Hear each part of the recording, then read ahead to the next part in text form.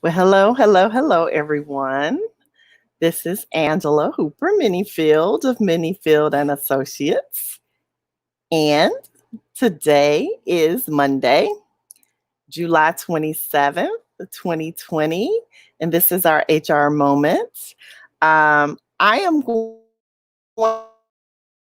to in advance because I can already tell that the internet is shaky at best. Um, let's just say over the last couple of weeks, it has definitely been a challenge to keep up with the Facebook lives and the shows and things like that. Because when you're in places where the internet is not its best, you could use it as an excuse, right? And say, well, I'm not going to do. But I just want to encourage you guys that even in the midst of the noise, I'm sure you can hear the noise in the background, right? People are talking. The shaky internet doesn't matter. If you are determined to get something done, then you should try to figure out how to do it. So, again, just want to encourage you. So, now let's talk a little bit about today's topic, which is how are you growing as a supervisor? So, today I'm really interested in hearing how you all are growing, right? Because everybody has their own journey. Hey, Ronnie Robbins, how are you? It's been forever. Love the pictures of the grandson and all that cool stuff. As I've been going through some of my dad's things, I've been finding a lot of the Dallas Cowboy memorabilia. I bought him through the years, but it made me think about you. So, anyway, just wanted to say hello and thank you for watching. So, how are you growing? Right? Because growth is something that we have to intentionally do. And there are times when we're not as motivated to grow, right? We like things the way that they are. We're content with our situations, or at least we tell ourselves we are. But this is what I'll ask. If you find that you are frustrated sometimes or that you are um, disappointed maybe in how other people are doing their job that are on your team and things like that, logic would suggest then that guess what? You're not as satisfied with the status quo as you've told yourself. So, again, I would love to hear what are some of the things you're intentionally doing to better lead your team? Now, one of the things I had a conversation this weekend with someone who I have a lot of respect for, and they were sharing some of their frustrations with their team and their work environment. And it led me to the conclusion that one of the best ways to really grow as a supervisor is to work on you. And part of that working on you is working on your love and appreciation for your people. It is hard to lead and manage people you don't like. Now, does that mean you're going to like everybody on your team? Of course not. But I would argue that there's a difference between liking and disliking, number one. So there's some people we're just neutral towards, but also just liking them in the sense that you care about what's important to them. You care about what moves the needles for them. You care about what's keeping them up at night, right? Like, what are the things about the job that has them up at night? How can you help them? And when you begin to focus on some of those types of things, what you will find is it grows you. I firmly believe that part of what we have to do is put other people's needs first. So think about this for a minute. We all have other relationships, right? Whether that's romantic, familiar, parent, child, parent, siblings. Most of us can agree that those relationships are a little smoother and go a little better when we put the needs of other people first. And so it's the same thing with supervision. So ask yourself, how can I put the needs of my team first? Now, a lot of us, and I'm one of those people, was promoted into supervision because we were technically good, right? Like as a recruiter, and I know someone right now who's a recruiter, they're doing a really great job at recruitment. Well, guess what happened? They became the team lead. They're now the lead of other recruiters. Nowhere did they get trained to lead and manage other people. So now when they have disagreements, when the team does not live up to the standards, meet the metrics, they're struggling a little bit because they're trying to figure out, well, how do I do this part? I knew how to recruit. I knew how to dot the I's and cross the T's. Nobody taught me how to manage the people and manage their problems. And so that's all a part of supervision. A lot of us think we can do our jobs or the job of supervision, I should say, better than the person who's supervising us right now. Like I literally heard someone just say the other day that they knew that they were smarter than their supervisor. I don't know if they are or not, right? Like, so that's not the question. But what I will say is, even if that's true, how do we display humility and get a win for everybody else? Because sometimes the best thing we can do as a supervisor is demonstrate great followership. Like, how do we follow those who lead us? Because that plays a role in how people follow us. So, how are you growing?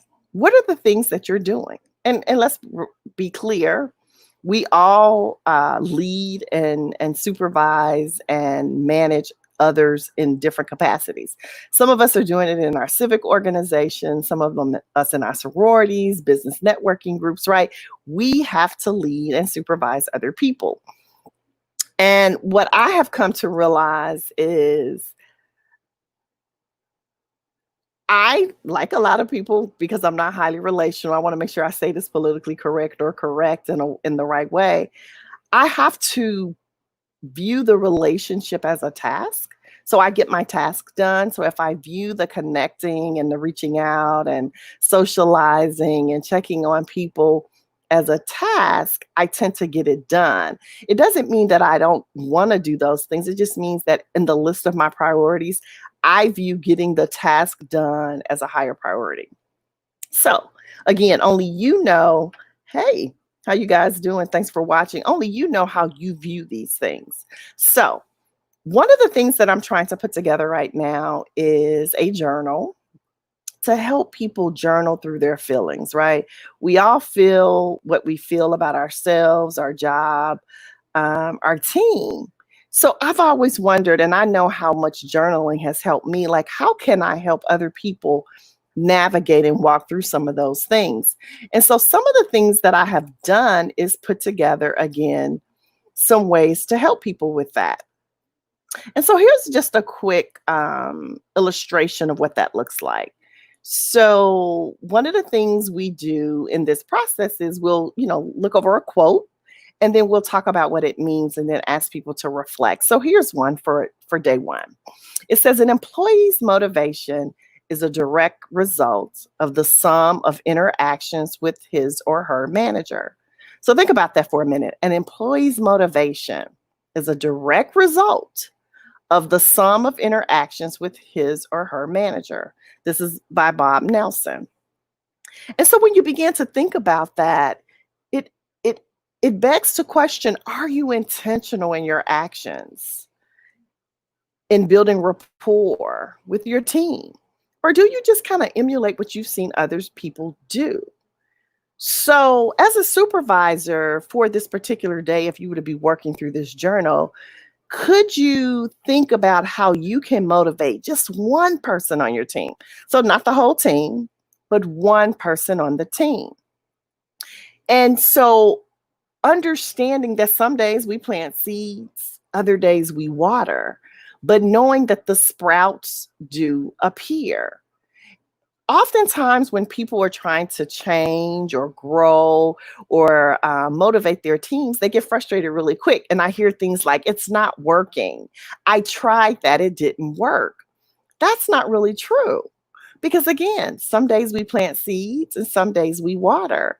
So if we had a garden and we planted seeds today, would you say the seeds weren't working just because tomorrow you came outside and there was no tree or a plant? Of course you wouldn't. You would understand the law of gestation, right? And so you would understand that there's a period prior to seeing the sprouts and the plants that you have to water those seeds. and fertilize that ground and nurture that relationship, right? Or nurture that seeds growth environment. What are you doing to nurture those environments with the employees that you're trying to motivate? So I want you to take that same philosophy, but through this journal, right, it'll help you do that. It'll help you figure out, you know what, and think into it. Maybe not be as reactionary or not have unrealistic expectations, but how can you really grow through that? So again, these are some of the resources and available to you because everybody's growth is not here in a chat or on Facebook. For some of us, it's really introspective and it's something we have to grow through. And so by creating a resource that you can do that in the privacy of your home or office, I think would help a lot of people. So let me know if that's something you think could benefit you.